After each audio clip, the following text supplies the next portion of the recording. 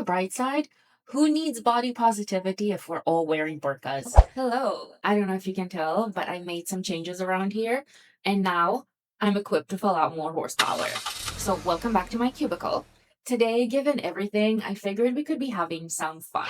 Because what's the point in all of this jihad if we're not having any fun? So I'll be ranking what I think are some of the most recent expressions of jihad I've seen in the West. And because we're doing some strictly serious science around here, let's get into the rating. We have S tier jihad, that is the speedrun caliphate, pretty self-explanatory. The what the fuck and where am I living at? And then A tier jihad, we have mashallah, we are cooking. B, that is your jihad grind set. I would say it's your average day-to-day jihad. The new normal, if you will. C, that's bureaumaxing. Boring. Out of all the jihad, I would say that's the most boring one. Because if there's one thing you need to know about our lovely neighbors is that everything is fair in love and war, and they sure as heck implement it up to and including paperwork. D, I would say that's a skill issue. I'm not worried. Out of all the jihadis, they're just the dumbest. And then F, couldn't radicalize their own neighbors, right? I would say let's start strong. When Gen Z made Letter to America by Osama bin Laden trending on TikTok, I would say that is a solid mashallah. We are cooking because what that is just insane on so many levels. Moving on, what do I consider S tier jihad? That is the Ashura procession in NYC. We did not escape the Middle East to see that in Times Square because they don't like you at the end of the day, and you're giving them a lot of freedom to hate. So yeah, top tier jihad. The recent daycare scandal in Minnesota, that is exactly what bureaumaxing looks like, to either steal your time or your money. And ideally, they want to do both. It's always under the guise of human rights, of daycare, of compassion. It's never, oh, I want to take all this money and run away, right? Now, let's get the obvious one out of the way because we're all thinking it. Queers for Palestine. I would rank them solid F tier jihad. They couldn't even radicalize their own neighbors. But if there's one thing I gotta give for Chickens for KFC is that I really want to thank you for all the content. Thank you for supporting a movement that would literally kill you. Out of all the people, you would be killed first.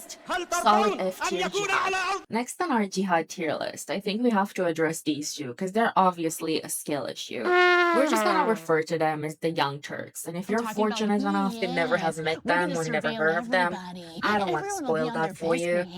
But we're just gonna put them as a skill issue. And the reason is that these two are the legacy media equivalent of the TikTok cringe faces. Remember when there was a phase on TikTok where everyone was like pulling these overly animatic cringe faces just to keep people engaged for longer? They're the same equivalent of that in legacy media. Their reaction is meant to be outrageous and out of proportion, and they know what they're doing, and they made an entire career off of being as ridiculous and outrageous as possible. There was an attempted beheading in Ireland, and I don't expect to see that in Ireland at all, ever. Yeah, I'm just gonna put them as a solid B grade jihad. So now that we kind of have the scale and we understand the rating and we kind of have an idea of what each scale means, I do consider Mamdani S tier jihad. He is the NYC mayor, and somehow he made his entire platform revolve around Israel. He thinks AIPAC are monsters and he's not backing down. He uses Jews as a scapegoat.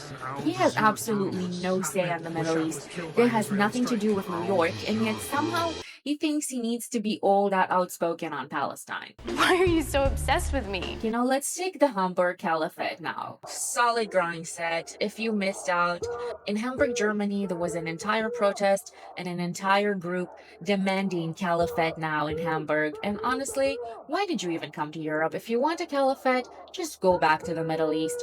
Don't ruin new places.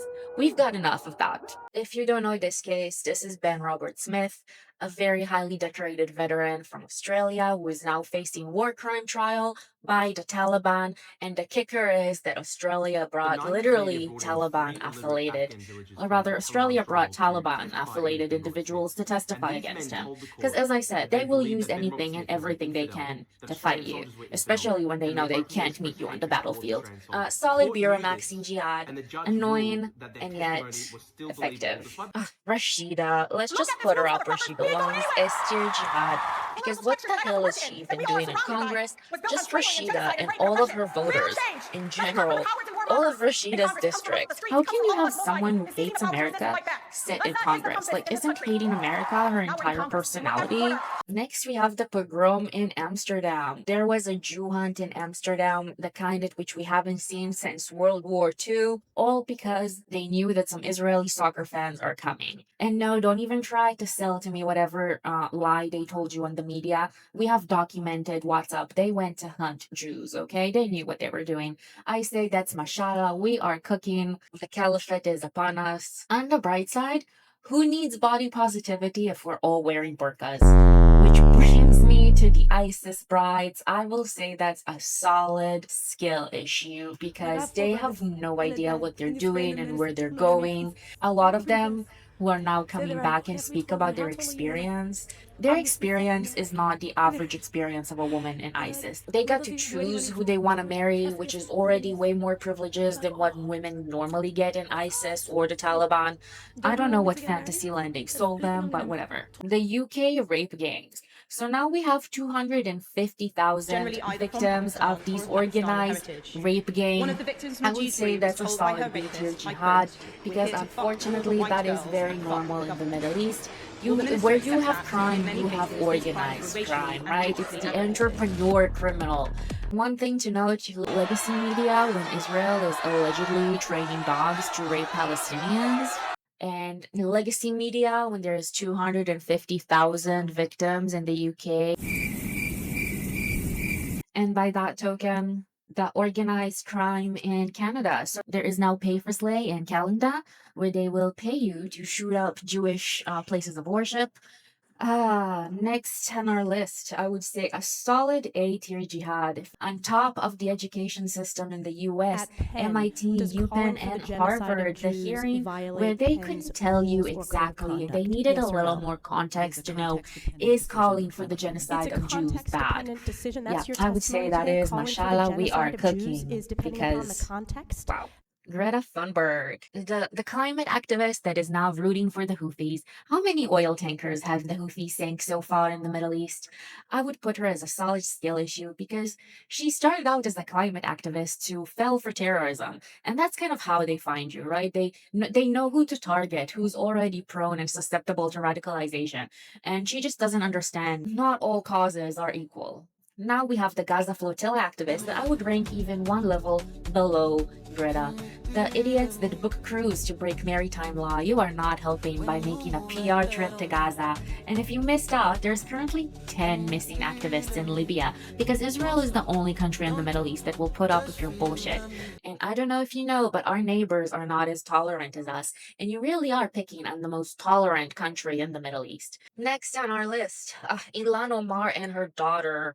Solid S tier jihad because again, how do you end up having people in Congress that are allowed to hate America so loudly and so openly? And I think that the biggest indicator here is if you look at her daughter, and I guess she got all of her anti-American hate, as they say, she got it from her mama because she is raising one very interesting daughter, I would say.